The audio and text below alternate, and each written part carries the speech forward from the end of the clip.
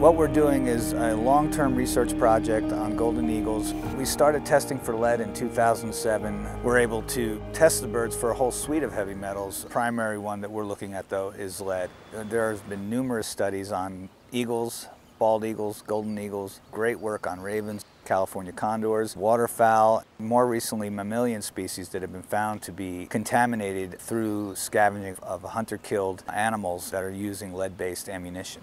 These birds have lots of opportunity to pick up lead along their migration.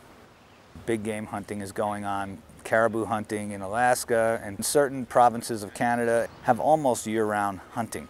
Our birds are on the move, and so they're picking the lead up while migrating. All the evidence points to that they're getting that lead from hunter-killed ungulates.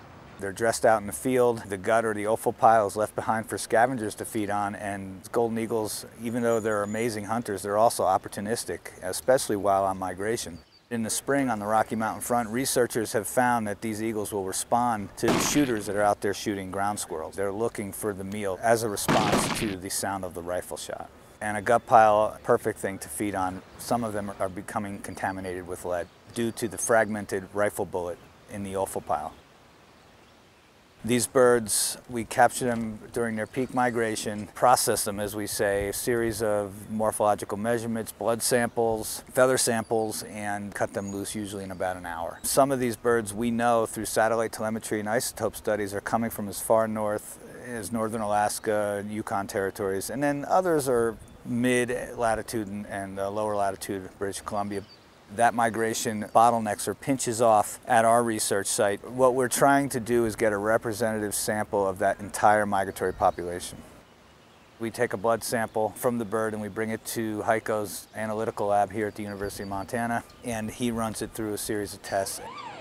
We analyzed lead in blood samples of 178 golden eagles over the last few years. It turned out that 58% of them had above background lead levels in their blood, and 10% of them must be considered clinically exposed, and 4% think of as lethally exposed.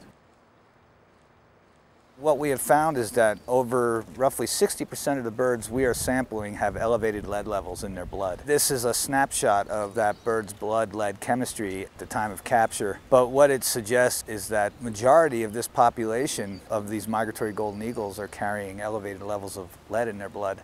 And it looks from our samples that it doesn't take very many particles for lead levels to rise in the blood. This lead gets digested, so it gets taken up into the bloodstream.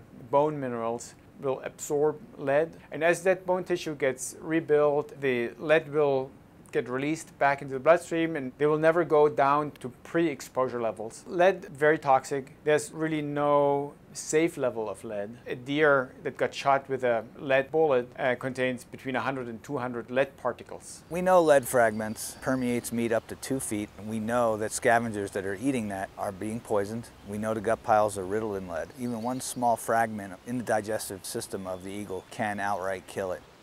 The metabolism for lead in eagles is fairly similar to humans. Effects of lead has been documented. Low levels can impair motor skills, cognitive ability. In the case of an eagle, it could be the difference between an eagle being able to catch a jackrabbit and not. In higher doses of lead poisoning, we see renal failure or kidney failure. You'll see wing droop. At that stage, the birds are acutely poisoned.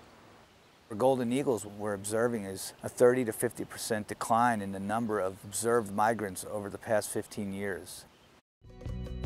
What can we do to offset that? Lead is fixable. If hunters make the switch to using non-lead alloys, we're going to take that threat out of the wild.